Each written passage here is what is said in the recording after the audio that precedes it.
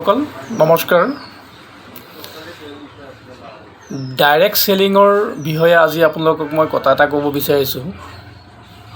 Direct selling আমি যিসকলে কৰি আছোঁ, ডাইৰেক্ট চেলিং বিজনেছটো আপোনাৰ খুব মজাৰ বিজনেছ।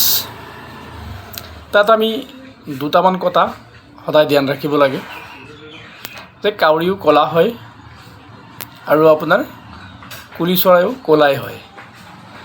কিন্তু তাৰ মাজত পাৰ্থক্য মাত্ৰ এটাই, কাউৰী যদি কাৰোবাৰ ঘৰত বহি পেলাই কা কা কৰি থাকে, তেতিয়া মানুহে লাখতি লৈ আহি পেলাই কাউৰীক খেদিব বিচাৰে, আৰু কুলি চৰাইয়ে যদি মাতে, কুলি চৰাইক আঁকোৱালি ল'ব বিচাৰে।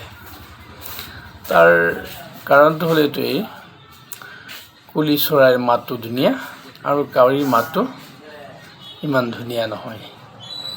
তাৰ মাতো মুখখনতহে পাৰ্থক্য। গতিকে আমি ডাইৰেক্ট চেলিং কৰা মানুহসকলে সদায় নিজৰ মুখখন ধুনীয়া ৰাখিব লাগে, মুখৰ পৰা ওলোৱা কথাবিলাক ধুনীয়া হ'ব লাগে আৰু মিঠা মিঠা কথা ক'ব লাগে।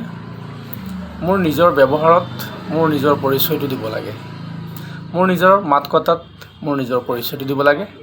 তেতিয়াহে আমি ডাইৰেক্ট চেলিং কৰাত আমি আগুৱাই যাব পাৰিম। Thank U.